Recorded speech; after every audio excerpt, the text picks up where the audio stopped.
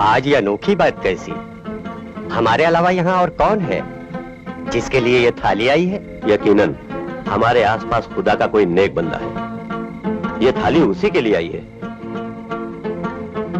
दूर क्यों खड़े हैं? आइए भाईजान, हम में शामिल हो जाइए। ये थाली आप ही के लिए अल्लाह ने जन्नत से उतारी है। नहीं, मैं भूख से तड़प रहा हूं। क्या खाऊं? ये सोना, ये हीरे जवाहरात, ये अशरफिया, क्या पीऊं? ये खून का प्याला? नहीं,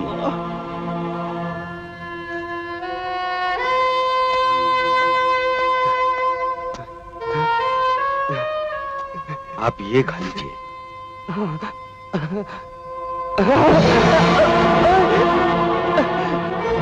फिर वही सोना, फिर वही हीरा जवाहरात।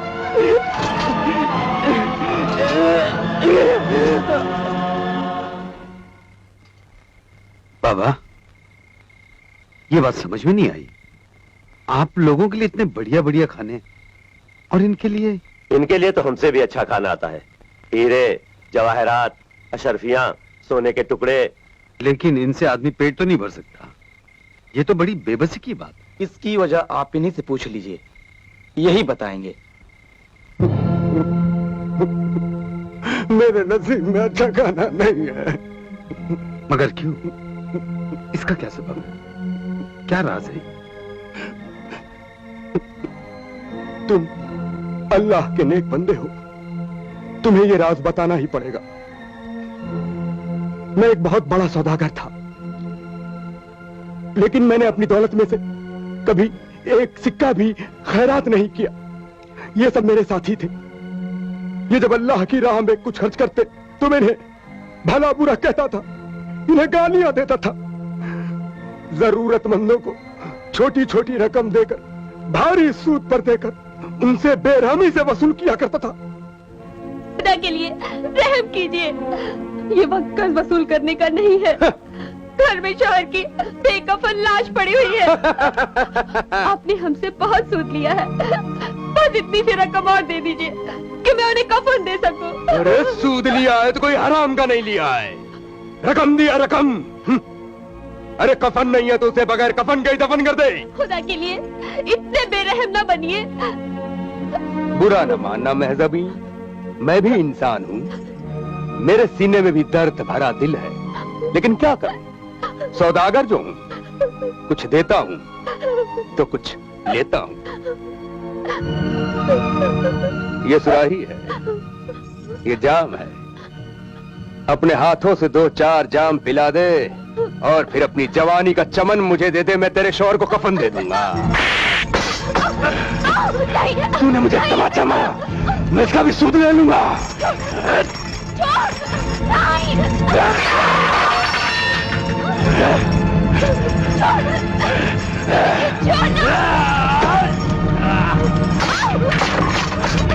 बच के कहाँ जाएगी?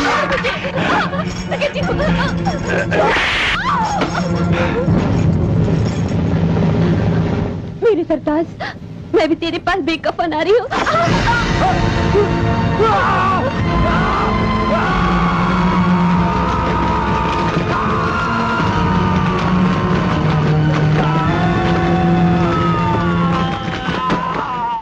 भाई साहब, आप ये जो कुछ देख रहे हैं, ये मेरे उन्हीं गुनाहों का अजाब है जिसने मरने के बाद भी मेरा पीछा नहीं छोड़ा। तुम्हारी दास्तान सुनने के बाद जी चाहता है तुम्हारी गर्दन मरोड़ दूं, लेकिन तुम्हें क्या मारना, तुम तो पहले ही मरे हुए हो। बुजुर्गों, इंसान को दौलत और ऐशो इशरत के नशे में इतना भी नहीं गिर जाना चाहिए कि आज़ाब इलाही के इस अंजाम को पहुंचे। मैं तो सिर्फ इतना ही कर सकता हूं इसकी नजात के लिए, अपने रब्बे अजीम के सामने हाथ फैलाऊं। या गफूर रहीम, अपने हबीब के सदके में तू इसके गुनाहों को बख्श दे, इसे अज़ाबे कब्र से बचा ले। आमीन। या हय्यू या कय्यूम, या हय्यू या कय्यूम। ऐ खुदा के नेक बंदे, ऐ मेरे मसीहा। मेरे कदमों में नहीं, सर झुकाना है तो उस माबूद के आगे झुका जिसने तेरे गुनाहों को बख्श दिया।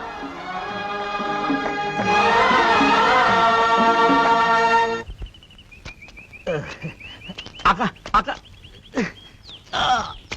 शुक्रिया। चलो, पत्थरों से पीछा तो छुटा, गिरते पड़ते ऐसी जगह आ ही गए। क्या कुछ फूल तो दिखाई दिए? लेकिन सबसे बड़े पत्थर तो आप हैं। गुस्ताखी माफ। पत्थरों में क्या मतलब? सीधी सी बात है, एक खूबसूरत सी परी फूल बन के आपकी जिंदगी में आई और आपने उसे सूंघा तक नहीं। नजरुल, परिबानों की याद दिलाकर तुमने हमारी दिल की धड़कनों को और तेज कर। अरे आका, तो देरी किस बात की है? बजाइए बजाइए, बुलाइए। क्या मतलब तुम्हारा? ये बदतमीजी नहीं है आका।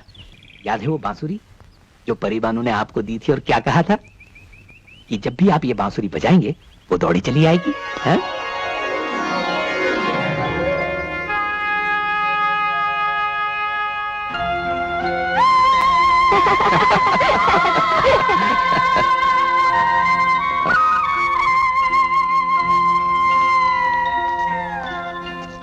क्या हुआ बेटी?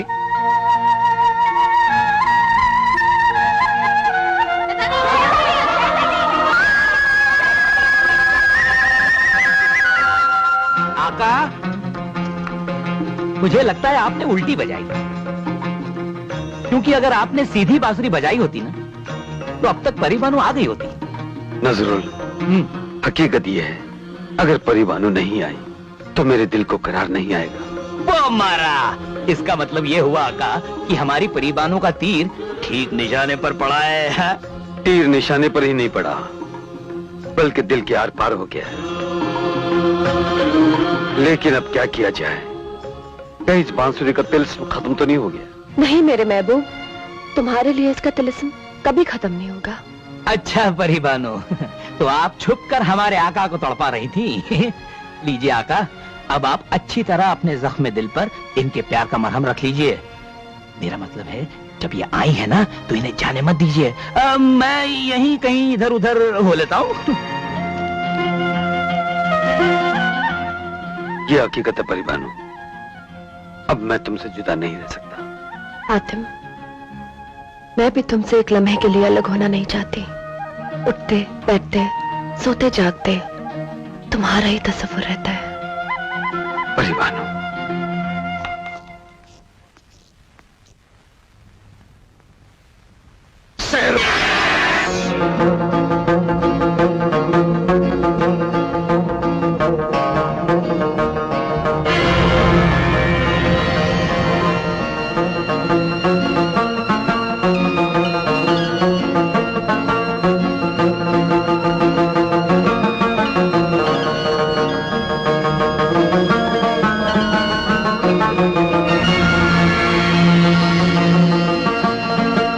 अल्लाह ने चाहा तो तुम्हारे सवालों का सफर खत्म होते ही मैं अपनी जिंदगी का सफर तुम्हारे साथ शुरू कर दूंगी। परिबानू,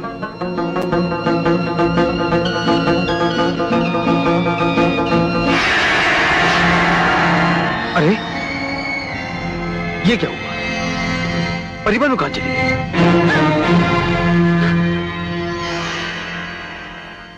बेअदब गुस्ताख लड़की!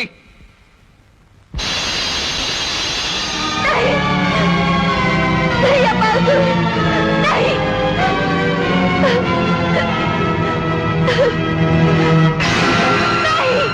नहीं अब्बास। एक परी होकर आदम साथ से मोहब्बत, हम तुझे ऐसी सजा देंगे कि आज के बाद परिस्तान की कोई भी परी किसी आदमजात की तरफ आंख उठाकर भी नहीं देख सकेगी। रहम अब्बा हुजूर, रहम कीजिए, रहम अब्बा हुजूर, रहम। बेईमान आदमजात, मैं जानता हूँ कि तू फरेब और धोखे की बनी हुई मिट्टी का एक ऐसा मक्कार पुतला है जो अपनी हवस और लालच के लिए किसी की जिंदगी को भी दोज़ख बना सकता है। ए जुगनू की रोशनी में अपनी जिंदगी का मुकद्दर ढूंढने वाले, तेरे मुकद्दर में परिस्तान की रोशनी कहाँ? मेरे मुकद्दर में परिस्तान का वो चांद है शहंशाह, जिसके खो जाने से तुम्हारी बादशाहियत अंधेरे में डूब जाएगी। जिस आदमजात से तुम इतनी नफरत करते हो, उसी आदमजात को खुदा ने अपनी इबादत के लिए चुना। बंद कर अपनी ये जुबान। तेरी इन्हीं फरेब भरी बातों ने मोहब्बत का नाम ले लेकर मेरी बेटी को गुमराह किया है। ये आपकी भूल है शहंशाह। मोहब्बत रास्ता दिखाती है, किसी को गुमराह नहीं करती।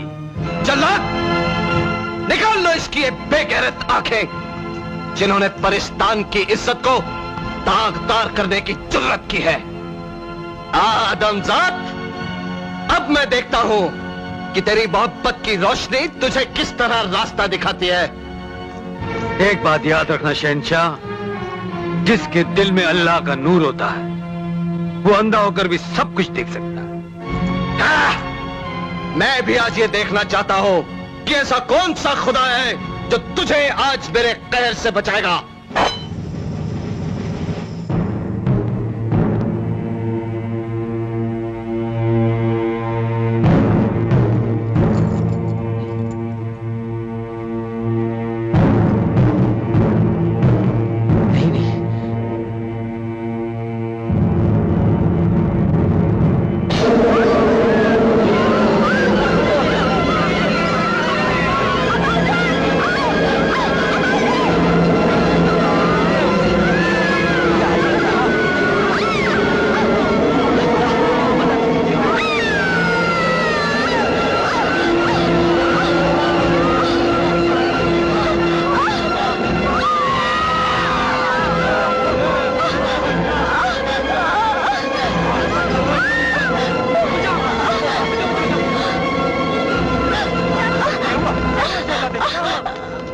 मुझे कुछ दिखाई नहीं देता, मुझे कुछ दिखाई नहीं देता।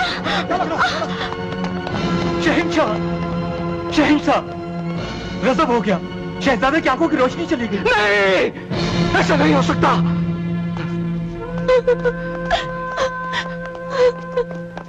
मेरे बच्चे, तेरे लख्त जिगर, क्या हो गया?